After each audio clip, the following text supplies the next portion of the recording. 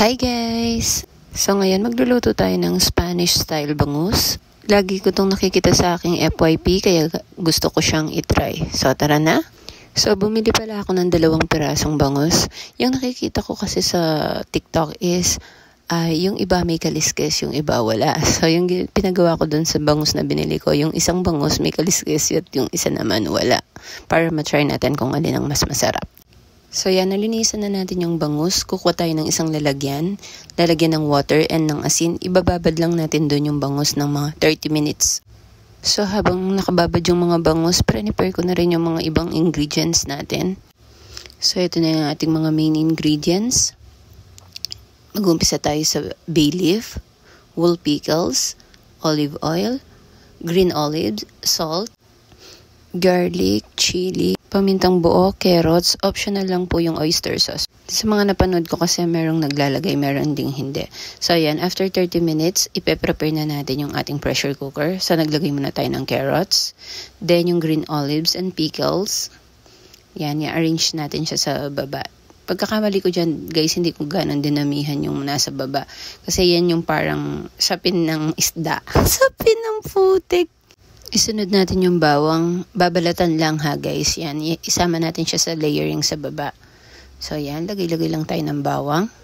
Then isunod na natin yung buong paminta. Yan. Ilalagay na natin. So yan na pala yung itsura ng aking pinagagawa. So maglalagay na tayo ng bangus. Ang inuna kong nilagay guys yung may kaliskis. Para kung ano man, kung masunog man yung ginagawa ko. Sa kaliskis muna umabot yung sunog. Yan po mo ba, lumakanan mong pamaligtad din kaya ang bangus may lilyuno tuloy. So yan, isusunod na natin yung walang kaliskis. Ayan, lagay-lagay lang tayo guys. Kasi dapat daw, pag inano yan niluto, nakalubog sila sa ilalagay mong olive oil and water. So yan, after 10 years, naayos ko din sila. Ilalagay na natin yung sobrang ingredients. Yan ang sinasabi ko guys, mas marami yung nasa pang toppings ko kaysa dun sa ibaba.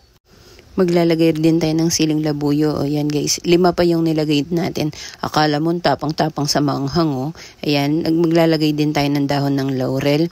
Isisiksik natin sa gilid-gilid dahil kanina sa baba, yung sa layering natin, nakalimutan kong maglagay ng bay leaf.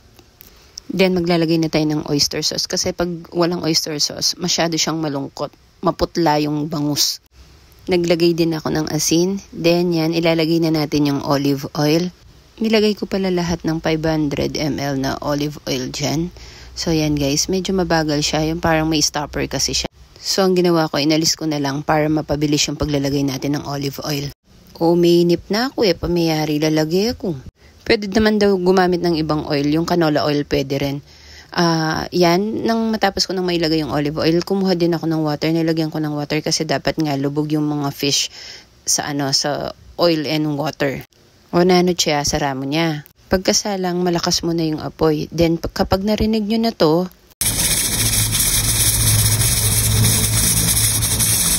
mag-low fire na kayo. So, after 1.5 hours, yan na guys. Luto na yung ating Spanish style bangus.